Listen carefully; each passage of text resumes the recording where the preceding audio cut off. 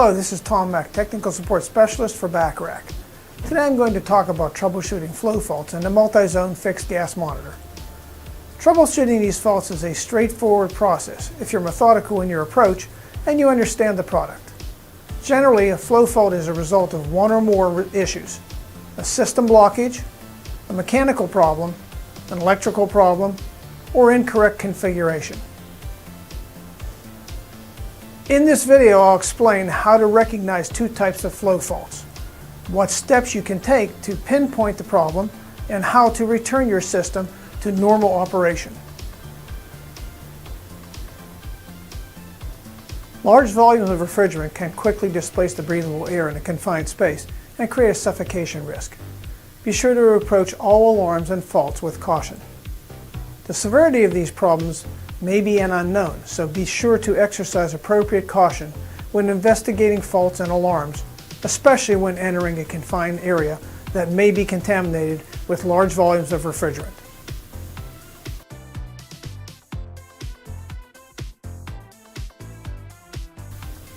The multi-zone gas monitor alerts you if a fault exists. The yellow system fault light is one indicator. Other alert devices may include optional horns, strobes, and even integrated building management systems. In the case of a no-flow zone fault, the word no flow will appear next to each affected zone on the front panel display. The display will also show a fault code that indicates one or more no-flow zone faults. The fault code is a 4-position hexadecimal number that reflects the sum of all current fault codes. So a fault code of 0800 indicates one or more no-flow zone faults. A fault code greater than that indicates the presence of a no-flow zone fault and other active faults. For example, a fault code of 1800 indicates an 0800 fault and a 1000 fault. The 1000 fault is a no-flow on purge fault, indicating a blockage detected in the purge line. That's the line used to draw clean, fresh air into the system. No-flow zone and purge line faults are some of the most common faults that users may experience. They may appear individually or together. I'll show you how to troubleshoot both, but your MZ may only have one or the other. So your multi-zone gas monitor shows that you have one or more no-flow zone faults. This means the MZ is unable to draw a gas sample from those zones, which means those zones are not being monitored for gas leaks. Your next step is to diagnose the cause of the no-flow condition, so it can be corrected and proper monitoring can be restored. The following sections will step you through the diagnosis processes from simple to more complex.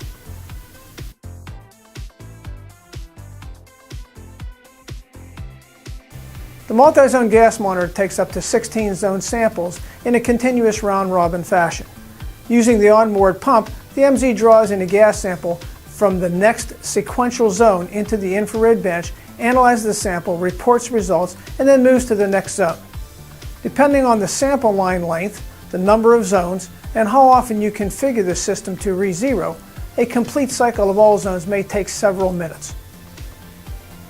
So if you make changes to your MZ system in order to address a fault condition, give the system a few minutes to cycle through all zones before re-evaluating the current fault status.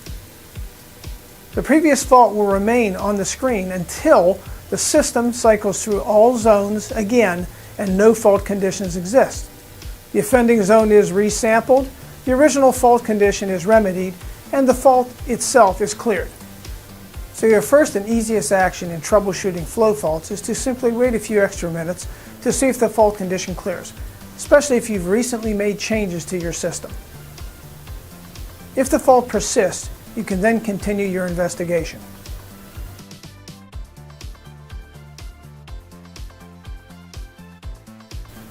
Next are what I call phantom manifolds. This situation may not be the most common, but it is certainly easy to check. Depending on your application, MZs can be purchased with 1, 2, 3, or 4 manifolds, providing either 4, 8, 12, or 16 total zones to be monitored. If your MZ has fewer than 4 manifolds, the unused manifolds are disabled by default from the factory. However, if someone mistakenly enables those manifolds without an actual manifold being present, the MZ will report the corresponding zones as having no flow faults, a phantom manifold. Though this situation is highly unlikely, it is worth a quick check before tackling more complex troubleshooting steps. To check for a phantom manifold, use the Num Zones Installed setting in the System Setup menu to configure how many zones are installed in the MZ. Gas manifolds for the MZ are available in groups of 4 inlet ports each, so this setting can be 4, 8, 12, or 16, indicating 1, 2, 3, or 4 manifolds respectively. Compare the Num Zones Installed setting to the actual number of installed zones, 4, 8, 12, or 16. To do this visually, inspect the side of the MZ chassis and multiply the number of manifolds by 4. This number should match the number in the Num Zones Installed setting. If not, change it. Note that the number of installed zones may be more than the actual number of zones you plan to monitor. For example, an application requiring 10 zones to be monitored will require 3 manifolds or 12 installed zones. In other words, set the Num Zones Installed setting to the physical number of manifold zone inlets installed in your MZ, either 4, 8, 12, or 16. After making the change, be sure to wait for the MZ to cycle through all active zones again and verify that the no-flow zone faults have been cleared. If they have cleared, you had a phantom manifold, but you're all set now. If not, you need to continue your investigation.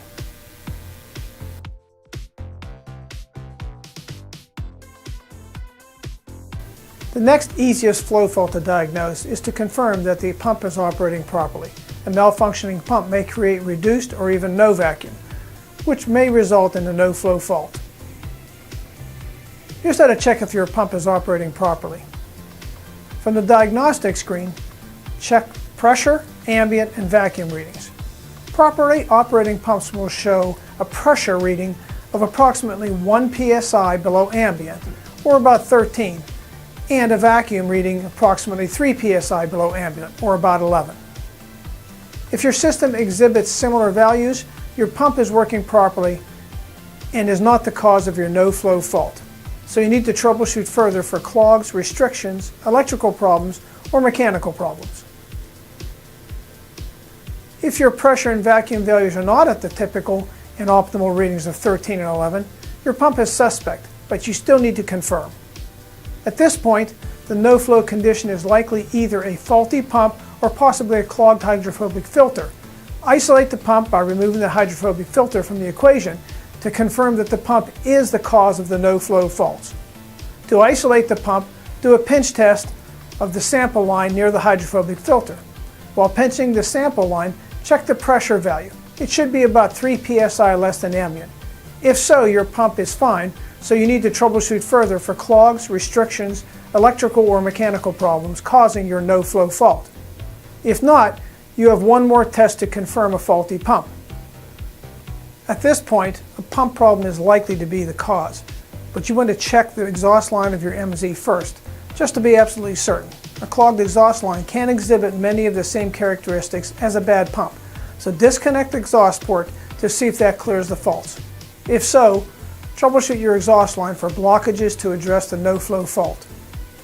If not, you want to replace the pump on your MZ.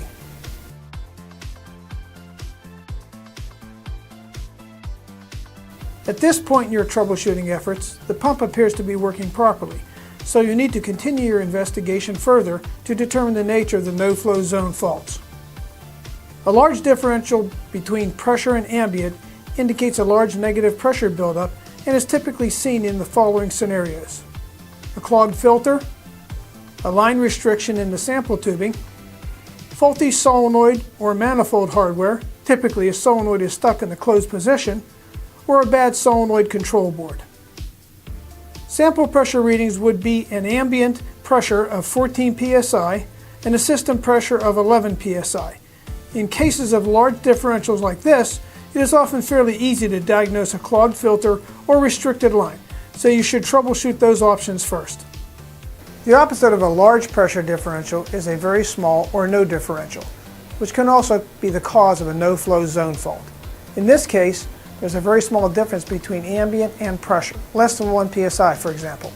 In this case, an ambient reading might be 14.5 and a pressure reading might be 14.1. This differential of 0.4 psi is very small and is typically seen in the following scenarios: a bad solenoid control board, energizing more than one solenoid, or faulty solenoid manifold hardware, one or more solenoids mechanically stuck open. Let's investigate each of the previous 4 troubleshooting scenarios individually.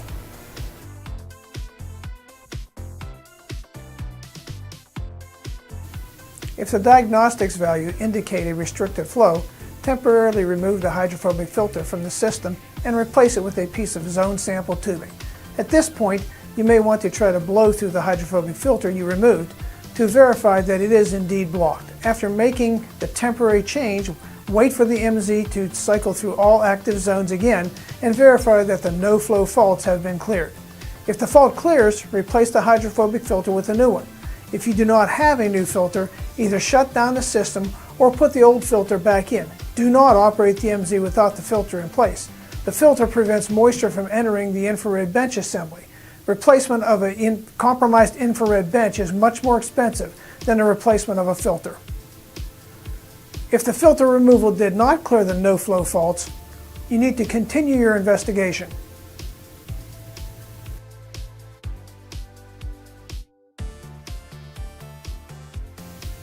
If the diagnostic values indicate a restricted flow, there may be a clog in the sample tubing or a clog in the end-of-line filter.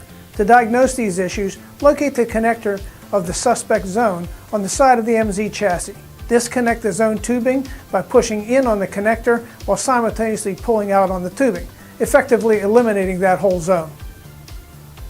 Next, wait for the MZ to cycle through all active zones again and verify that the no-flow zone faults have been cleared for this zone.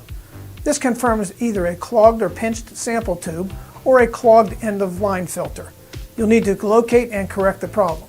For an end-of-line filter or water stop issue, remove the suspect filter, wait for the MZ to cycle through all active zones again, and verify that the no-flow faults have been cleared for this zone.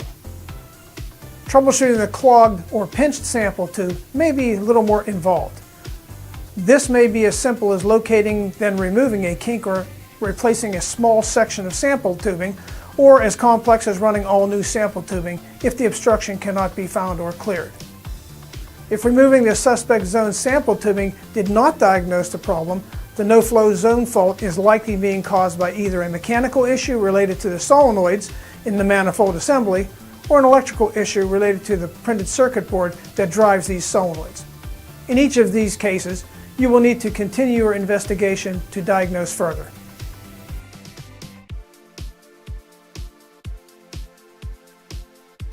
At this stage of troubleshooting, a no-flow zone fault is likely to be caused by either a mechanical problem with one or more solenoids in the manifold or an electrical problem with the printed circuit board that controls the solenoids. To determine which, we'll first confirm that the suspect solenoid in the manifold is actually energizing. You see, if we can isolate a suspect zone and then somehow verify that the solenoid is indeed being energized, then we can assume that the solenoid control board is doing its job and the problem is a mechanical solenoid issue within the manifold. To do this, we must first put the suspect zone into a zone hold state. Next, you can use a magnetic field detector held above the suspect solenoid to verify that the solenoid control board is telling the solenoid to energize. If the magnetic field detector lights, you know that the solenoid circuit board is functioning and the problem is a mechanical issue with the manifold assembly. It will likely need to be replaced. If the magnetic field detector does not light, you can assume that the problem is likely electrical and associated with the solenoid printed circuit board. In this case, you may also have a mechanical problem with the manifold, but really have no easy way to test that in the field if the solenoid PCB is compromised. Not everyone has a magnetic field detector handy, so here's an easy way to check for an energized solenoid on a multi-zone. Lightly hold a small screwdriver or paperclip above the suspect solenoid and move it back and forth very lightly. If the solenoid is being properly energized by the solenoid PCB, you should feel a slight resistance as you move the screwdriver or paperclip back and forth through the magnetic field. If no such resistance is noted, it indicates that the PCB is not properly commanding the solenoid to turn on and the PCB may be compromised. In this case, you should consider replacing the printed circuit board that controls the solenoid. If you do notice resistance, it indicates that the PCB is sending the proper commands, but the solenoid is apparently not mechanically activating. In this case, you should consider replacing the suspect manifold. As a final check to distinguish between mechanical problem, a bad solenoid, and manifold, and electrical problem, a bad solenoid control board, do the following. Power down the multi-zone system. This step is critical, otherwise you'll destroy the solenoid control board. With the power off, disconnect the 4 solenoid connectors. Restore power to the system. Wait for the MZ to power up and complete its warm-up cycle. Check the ambient pressure, the internal pressure, and the vacuum pressure readings. If the pressure, vacuum, and ambient values are really low, approximately 3 psi lower than their original values, for example, 10, 9, and 11, respectively, then a printed circuit board that controls the solenoids is likely to be bad and should be replaced. If the pressure, vacuum, and ambient values are the same as their original values, then one or more solenoids are likely to be stuck in the open position. You can confirm this by feeling for air leaks along the external sample line connectors. You can use a flow gauge if you have one, or just move your finger along the connectors and feel for an airflow. It may be difficult to feel airflow from stuck solenoid directly against the quick release zone connectors, so try adding a small length of sample tubing and checking the flow from the end of the sample tubing. It actually makes it easier to detect these types of leaks. So if solenoids are stuck open, you may want to consider removing this and disassembling the suspect manifold to clean the solenoids. Sometimes moisture, condensate, and bits of sample tubing from careless tubing deployment make their way into the solenoid and prevent smooth operation. A careful disassembly and thorough cleaning is usually sufficient to restore proper operation. If you're not comfortable disassembling the manifold to investigate the solenoids, you can always just replace the manifold, though careful disassembly and cleaning is quicker and less expensive. Prior to replacement of an entire manifold, consider swapping a free zone for the zone with the stuck solenoid. Assuming an extra zone is available, just be sure to reconfigure the zones appropriately. Note that this option can only be successful if the bad manifold port is stuck closed. For a bad manifold with a port that is stuck open, the entire manifold will need to be replaced.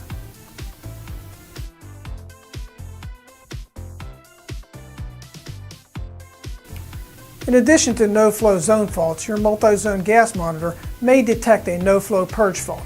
This fault shows up as a 1000 fault code and is very similar to diagnosing a line restriction flow fault. You see, the purge line of the MZ is used to supply fresh, clean air for the purpose of purging the system. Don't confuse the term purge with exhaust. The purge line draws in clean air. The exhaust line expels used and possibly contaminated sample air. So let's look at ways to troubleshoot a no-flow purge fault.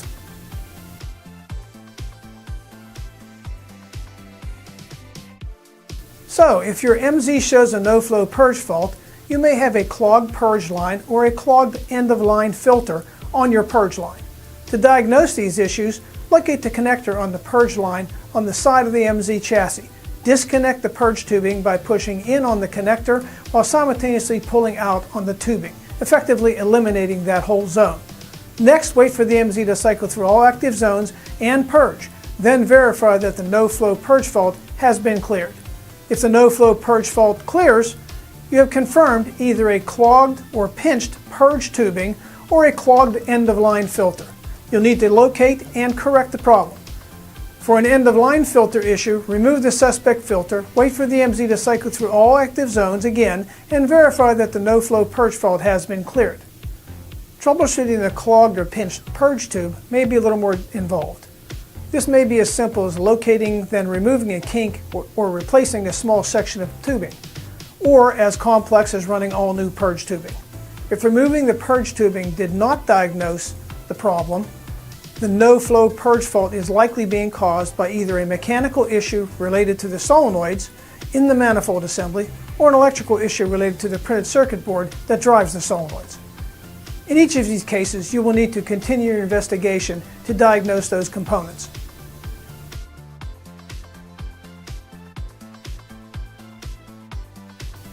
Although a blockage in the purge line and a clogged end-of-line filter are the most common causes of a no flow purge fault, there may be a sample tubing length issue. Note that the length of the purge line plus the length of the exhaust line must not exceed 1,200 feet total. If they do, your multi-zone gas monitor may be exhibiting signs of a no flow purge fault. Diagnose this by carefully verifying the sum of both distances and reducing those distances if needed.